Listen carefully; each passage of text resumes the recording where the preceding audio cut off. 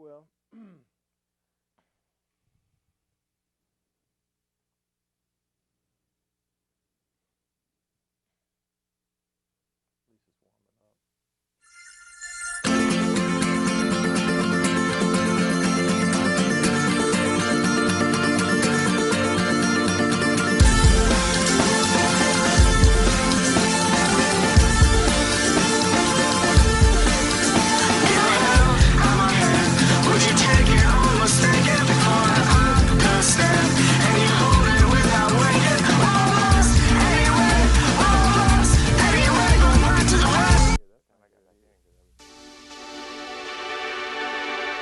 The Virginia Cable Telecommunications Association and your local cable provider presents Cable Reports.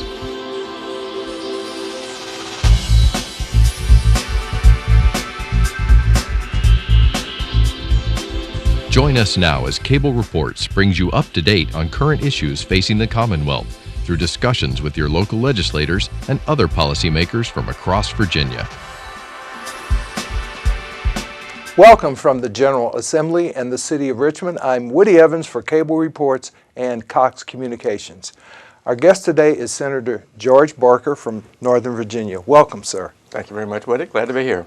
Good. There's been a little bit of controversy in the state Senate as of yesterday, and it could potentially impact the boundaries of your district. However, I didn't understand that redistricting could occur except once every 10 years, and we just did that recently. Yes, the Constitution is very clear. The Constitution says specifically that redistricting will be done in the year 2011, and it specifically states 2011 in the Constitution because we had an amendment in 2004 that did that, and every 10 years thereafter. So it specifically states it to be done in 2011. We did it in 2011. We actually had Democrats and Republicans working together on a final plan that got approved, and in terms of the state Senate districts, we were very fair and balanced in terms of what came out. Actually, just 21 districts a little more Republican, 19 districts a little more Democratic. So it really was a fair and balanced plan that was passed there. On Monday, the Senate Republicans pulled a surprise move, took advantage of the fact that one Democrat was absent to pass a plan that radically changes districts throughout the Commonwealth, and particularly districts that are held by Democrats right now. They would make the districts, it was a very partisan proposal. It radically changes things in terms of making the districts much more Republican, tries to pack all the Democrats into as few districts as possible. It also, as part of an attempt to get rid of a number of Democrats, it changes districts by 70, 80, 90%. In my particular case, my district would be more than 80% changed, about 85% changed. The measure is unconstitutional. It was ruled that way last year by a Richmond Circuit Court judge. So if the plan goes through and is signed by the governor, it clearly will be taken to court, and I fully would expect that it would be held to be unconstitutional and would not go into effect. One of the things that was interesting was that the Republicans had to wait until a Democratic senator was not present to be able to spring the move. So that it was since there are 20 Democrats and 20 Republicans, if the senator who was out of town on Monday had been there, it would have been a 20-20 vote. It would have gone to the lieutenant governor to break the tie, even though he's a Republican. He had indicated that he was not supportive of that move and has grave constitutional concerns about the bill, and so he was not promising to vote for their measure. So that's why they had to spring it at a time when a Democrat was not there, because even their own Republican lieutenant governor recognized the constitutional issues with it. And I believe the governor has commented himself that he was not in favor of that move. The governor has said he was not in favor of the move. It's the first time, it's an unprecedented move to try to do redistricting of this magnitude, outside of the year in which you're supposed to do it. And he wants to focus on, the things that we need to get accomplished, tackling education and transportation and other critical services in Virginia.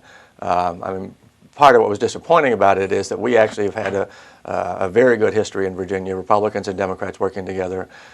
When Democrats were in majority in the Senate, when Governor McDonnell came in, we said, we're going to work with you. We're not going to necessarily agree on everything any more than we agreed on everything when Governor Kane was in office. But we're going to work cooperatively together, and we're not going to be holding things up. We'll get things done, and we certainly proved that we could do that. In 2011, the last year we had a full Democratic majority in the Senate, we worked with the governor and with the Republicans in the House of Delegates to come up with a budget that was approved by every single member of the General Assembly, not one dissenting vote. And so, when we've been in that situation, we proved we can work together, and that's what we want to do, is get back to working with the governor and with the Republicans on important issues for Virginia, rather than having to deal with a partisan power grab. Well, life goes on. And, yes, it does. And there are bills that you are still pursuing on behalf of your constituents and the Commonwealth, not the least of which relate to transportation. There was a list that the governor released this morning indicating what he would do if his package were to prevail in the General Assembly this year. A lot of those included funding for projects in Northern Virginia, so that's got to make you happy. Yeah, we've been pleased that the governor has come forward with a transportation proposal this year that does raise new revenues and devotes new revenues into transportation. We have some concerns about some of the aspects of it, and I don't think in the end the governor's plan, a transportation plan, if a transportation plan passes, it won't be necessarily identical to the governor's proposal. But that's the nature of operations down here. We do have some grave concern about eliminating the gas tax altogether. What I constantly hear from a lot of people who first tell me they're opposed to tax increases, please don't increase my taxes, later in the same conversation, and I had it just this past Sunday from a very conservative friend of mine, started out saying, remember small government and not raising taxes, and within 2 minutes he was saying raise the gas tax because we need to get additional money for transportation in Northern Virginia. We need to get those that taken care of, and that's what everybody sees as the most appropriate way to do that. We've not had our gas tax increased in Virginia since 1986. And that was when gas was far under $1 a gallon. Now it's $3 to $4 a gallon, depending upon what month it is. It goes up and down a little bit, and it's still the same tax that's collected every time. And that's what's hurting our ability to fund our transportation needs. So I'm hopeful that in the end we will get a transportation package that will move us forward. I'm pleased that the governor's come forward as something that's for the first time puts him on record as substantively proposing raising additional revenues and taxes and fees to be able to get there. So we hope to work with him rather than get diverted into these other types of issues. So. And of course, that gas tax has eroded in terms of what its purchasing power is over 20 years ago now because of inflation, because of fuel standards, because of alternative fuel used by newer vehicles. So everyone recognizes that there is a significant problem in terms of funding. Yeah, and I think that's widely understood. Interestingly, what several other states have done is they've, in essence, made the gas tax adjust for inflation over time. North Carolina has done that. And North Carolina, where we have a 17.5-cent gas tax in Virginia, North Carolina is 38 cents, more than 20 cents higher than our gas tax. And yet part of what you see is they got a lot more money for roads, but their gas prices are not significantly higher because the oil companies adjust the price that they're charging their dealers and everything based upon the market conditions in each area and the underlying taxes. Part of the concern we have is that the evidence suggests very strongly if we eliminated our 17.5 cents gas tax, you wouldn't see gas prices go down 17.5 cents. What you would see is gas prices might go down over time, 5 to 7 cents. The rest of it we would still pay. Is just that instead of fixing our roads, the money would go to the oil companies rather than taking care of transportation needs in Virginia. And that's part of the major concern we have about the governor's proposal there. So we hope to work with him to come up with something that is better than that and that can help us meet needs long term in terms of transportation, not only in Northern Virginia, but in Hampton Roads and other places in the Commonwealth. And of course, one of the other concerns leveled at the governor's proposal relates to the fact that about 30% of the revenue collected is collected from out-of-state residents who would no longer be subject to that gas tax. Right. I mean, you and I, when we go outside the state, we pay somebody a gas tax in another state. Drivers who are driving through Virginia pay the gas tax here as they're driving through. And they pay a gas tax, but they don't pay much of a sales tax because they, other than maybe getting a Slurpee or something on when they're filling up their gas tank, most of them don't spend a lot of money shopping here.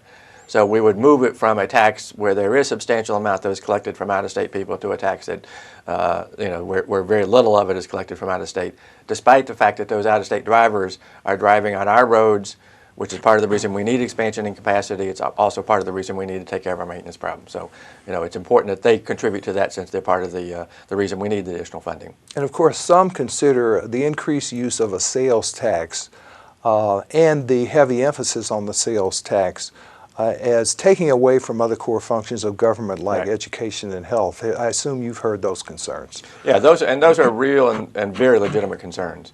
Part of, we clearly need to take care of our transportation problem, but we also need to take care of some other issues. One of the things that is concerns me greatly is that we have, particularly adjusted for inflation, radically decreased our funding for education in Virginia.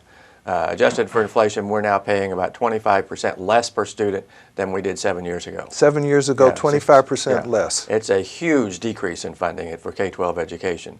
And so what's happened is that localities are having to pick up more of the burden, and in many instances they're not necessarily in a position to pick up everything, so we're actually reducing the offerings. And what we've seen with school systems in Fairfax and other parts of Northern Virginia is some of the types of things that they used to do, they've cut out. We've eliminated some very critical programs, some programs in vocational education, some programs in terms of Project Excel, which has helped a lot of the students in schools in lower income areas do well, and have been 6 programs that have demonstrated records of success. And yet we've had to cut some of those programs out because of funding issues, and a lot of the other types of things that had been planned have not been able to be implemented. So in other words, state funding has decreased by 25%, and because of market conditions in housing, those prices have fallen, so therefore the taxes collected as a part of property taxes have been lowered as well, forcing local government at primarily the Board of Supervisors level to engage in a debate about raising taxes. Yeah, and the Board of Supervisors has picked up part of the slack there, even in difficult times. I mean, they have surely kept education a priority and kept a focus on that and done everything they could to make sure that we maintain the high-quality educational system we continue to have in Fairfax. But there are limits to what they can do in terms of being sensitive to the homeowners and people who are struggling financially as a result of the recession that we went through. So they've not increased the revenues as much as would be necessary to fill the full gap from reduction in state funding. Now, some people consider the fees that are part of the governor's proposal as taxes. They're just called by a different name, the additional $15 registration fee, as well as the alternative fuel on vehicles like some of us now drive that get 50 miles to the gallon. What's the reaction to those fees? It's a little bit of scratching of the head on the alternative fuel vehicle, because it doesn't seem to make sense. If you're eliminating the gas tax, why you charge people who aren't using as much gas? What we're doing is providing disincentives for people to purchase fuel-efficient vehicles, which would decrease our dependence on foreign oil and help us internationally as a result of that. So there are some concerns about some of the specifics there. I think there's less concern on the registration fee than some of the others. And again, we are pleased that the governor is coming forward with some concrete proposals to raise additional revenue. We don't care whether he calls them taxes or fees, as long as they're helping address the issue here. So now, a number of years ago, about $4 billion was raised by the state primarily through bonding, and that's been used to leverage public-private partnerships. I know that there's some construction projects going on in Northern Virginia. How are they faring? Well, that money was, you say raised, and in essence what it was done is it was borrowed, and it was borrowed from future borrowing. It was something that made economic sense to do to move a lot of projects forward, because we were dealing with very low interest rates, extraordinarily record low interest rates, and at the same time also a reduction in construction cost. So that we were able to take advantage of a lot of very favorable economic situations, and also help provide a little stimulus to our economy in Virginia at that time. So it was it was a wise move that the governor initiated, and we supported in the General Assembly. What it did, however, was it took a lot of borrowing that we were going to do several years forward and brought it into borrowing now, which is part of the reason that we're in a situation that by 2016 or 2017, we're going to hit our own fiscal cliff that the federal government's dealing with, but ours will deal with specifically with transportation, because we will have exhausted our borrowing authority and not have the revenues to be able to even match federal dollars that are available on other things to help us move forward if we don't address this problem by that time. Are we going to be able to continue to maintain the AAA bond rating if we don't fix this problem? I think we've handled it well in terms of the AAA bond rating, and when we're the only state in the country that's had a AAA bond rating since the bond rating agency started rating states back in the 1930s. So we've had a sound fiscal approach to it, and that was taken in consideration by the governor and the General Assembly at the time we moved forward to borrowing. So that did not present a problem there. The problem we have is we're quickly running out of money for transportation. We don't have enough right now, but it's going to be depleted even more.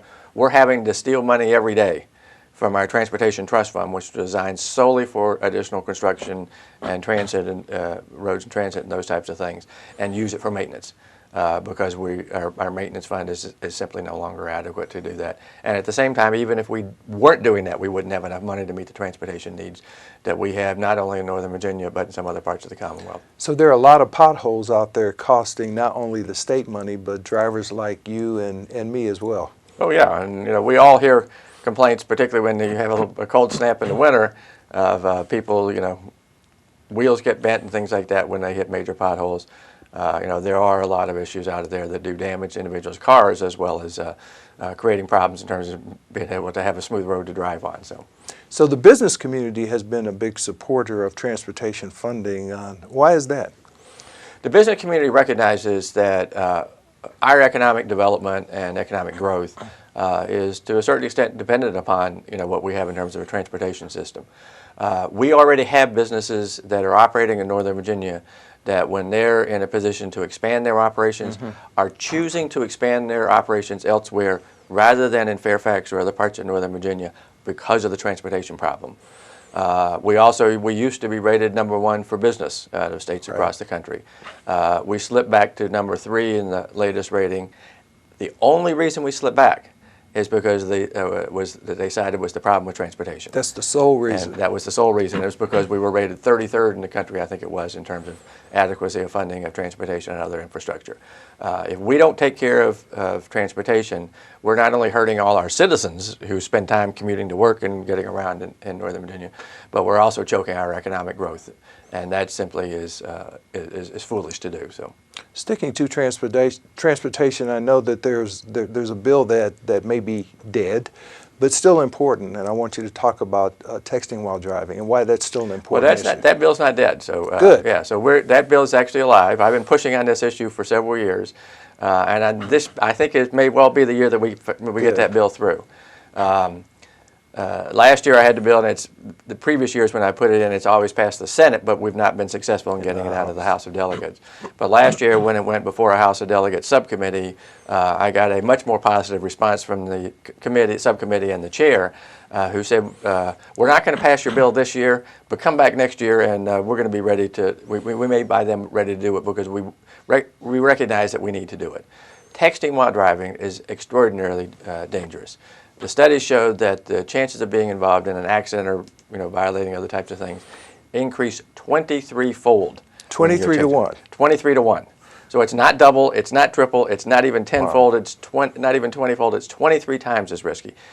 If you're texting or emailing while driving, it's as if you were illegally intoxicated. So that's how dangerous it is. It affects your ability to be able to drive and affects your risk of being in an accident that great. Obviously, we don't want people who are legally intoxicated driving. Right. Neither should we want people who are texting while driving. And so there is a recommendation from the Crime Commission this year to put legislation, to get legislation adopted. I have a couple of bills in, sort of looking at in terms of different approaches. Bills are moving forward in the House, and I've worked with Delegate Rich Anderson and Prince William on this issue, and he and I have the same bill in that I think is going to be the bill that in the end passes. So I'm very encouraged this year, and I think we're finally going to get this done. So I'm very pleased and proud about that. And your bill would make this a primary offense? Make it a primary offense. It would increase the penalties that would associate, and it also make clear that someone who's texting while driving could be charged with reckless driving. Okay. Those are important elements to have in there to make it a deterrent, to make it have significant consequences, even if there's not a reckless driving issue that's pursued, and also to allow the reckless driving charge to go forward and be part of the action that we're taking when someone is driving, texting, or emailing while driving, and is clearly endangering others, and often have situations of individuals who are killed and otherwise maimed as a result of that happening. So, mental health and community colleges. I know you have an initiative regarding that. Talk to us about that. Yeah, I got a couple of issues that are moving forward, and I think will be successful as it relates to mental health services, that would particularly help us in Northern Virginia. Right now, we have mental health programs that operate in our four-year higher education institution schools. We have things at the K-12 level to help make sure that individuals with mental health services get identified and referred. But we've not had something that was standardized in all our community colleges. I had legislation in last year, and the community college system had presented some opposition to that. So I worked extensively with the local community colleges, with the statewide community colleges, and also with community services boards that provide a lot of the mental health services. We've come up with something this year that I got everybody to buy into that will ensure that individuals who have identified and faculty member or student or someone at a community college says, I think this individual has a mental health problem that needs to be dealt with. There's a point of contact within the community college. The community college can make some assessment of that, but then they will have contacts with the local community services board that provides mental health services to take care of those people. It's a valuable service and will help us make sure that people get treatment. Northern Virginia Community College has done an outstanding job in developing these types of services. They have a new program with a private provider of mental health services that's going to be operating on some of their campuses to have some direct services there, and have also a program with the Veterans Administration where they'll be providing services on Northern Virginia Community College campuses to veterans and to their whole families, because they've found that a lot of veterans are students at Northern Virginia Community College. A lot of them have post-traumatic stress syndrome and other types of things, and they need these types of support services, and Northern Virginia Community College has taken the lead and helped get that done. The other thing that I have in, we had bill in I had a budget amendment in last year that I got approved to get state funding to keep open some of the beds at Northern Virginia Mental Health Institute that were slated to be closed. We got a study done this year. It was an outstanding study done by a state agency saying they need to keep those beds open temporarily, but we also need to develop community services.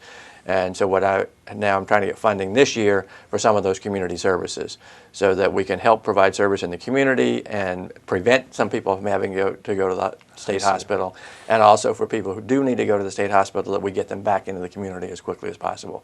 If we can do that, we can help individuals, cut down our expenses, and also reduce the number of beds we need to operate at the state hospital in Northern Virginia.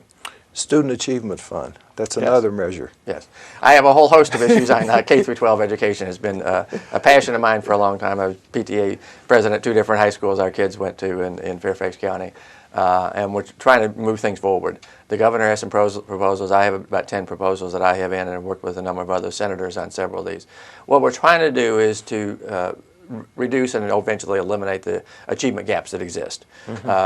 We've made some progress in Fairfax County with our schools here, but we continue to have situations where white and Asian students are performing better than Hispanic and African American students. The gap's been narrow, but it hasn't been eliminated. That students who are moderate income are not doing quite as well as students who are higher income. That students with some special education issues are not doing as well. What we need to do is to get funds targeted at programs that can help us continue to make progress on that. And so I have a bill in that would allow the state to be able to provide funds to school divisions and others that are developing the programs and trying out the things that can make a difference. Part of what's been great is seeing that school systems in Virginia, including in Fairfax and all across the country, have tried things and found out what works. And so what we need to build on that, there should not be these achievement gaps that exist. There's no excuse for it, and over time we can eliminate that, and we're trying to push on that. One of the other things I'm trying to deal with is flexibility in when the SOL tests are provided. Those are standards of learning? Standards of learning tests. The superintendent, the school board in Fairfax, as well as in several other systems, has said if we can do some of the tests earlier in the year, then we can help move students on to things that were the enrichment things that would really help them be better prepared for higher levels, including college and those types of things, and also to provide the final standards of learning test later in the year. The concerns a lot of people have is that the state has a fairly narrow window in early or first half of May, but we don't finish school till midpoint of June at the earliest. That's a significant gap, so we'll be able to move some of those later so that there's not so much a gap at the end of the school year. And so we're trying to provide that flexibility to help students in schools be able to do better. So would that flexibility include the ability to start school before Labor Day? It would not include the ability to start school before Labor Day, but one of the concerns that people have raised is that because schools throughout most of Virginia, most students start after Labor Day, and the standards of learning tests are given in early May, you have this gap at the end. And if you can push back the test, in schools that, like Fairfax, that are starting later, starting after Labor Day, you eliminate that problem that exists right now. And so therefore, we're addressing that issue, but in a different way. Tim Tebow didn't play much for the New York Jets, but his name is still going around the General Assembly in terms of allowing homeschool students to participate in athletics. Where does that stand? The bill has not come up in the Senate yet. It will come up, I don't know, it's this week or next week, so it will come up for action soon. There was a bill last year that passed in the House of Delegates but did not pass in the state Senate. Now, moving to health care, which is a critical issue, as a result of the U.S. Supreme Court upholding the Affordable Care Act, the states were given more flexibility as to whether they want to expand Medicaid. And apparently the Commonwealth is looking at that from a negative perspective. What are your thoughts on Medicaid expansion? Well, I think there are a lot of things happening down here. I'm not quite sure what the final result's going to be this year and whether we will or will not decide. What the governor has said, he's not ruled out doing the Medicaid expansion. What he said is if we do it, we need to make sure that we are protected against the federal government changing the percentage of it that we would have to pay, not sticking us with a higher percentage of the bill. And we would have to start to take some action to reform some of the issues and concerns that we have. So there are budget amendments in that are targeted at those two issues. Would have us expand the Medicaid program, but it would be conditional on the federal government not changing the percentages. If they did, we would automatically pull out.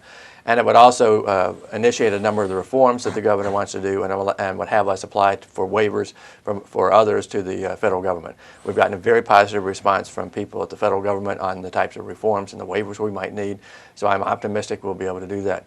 One of the interesting things is that the governor's office and his staff have been able to identify a number of other savings that we could achieve if we implemented the Medicaid expansion.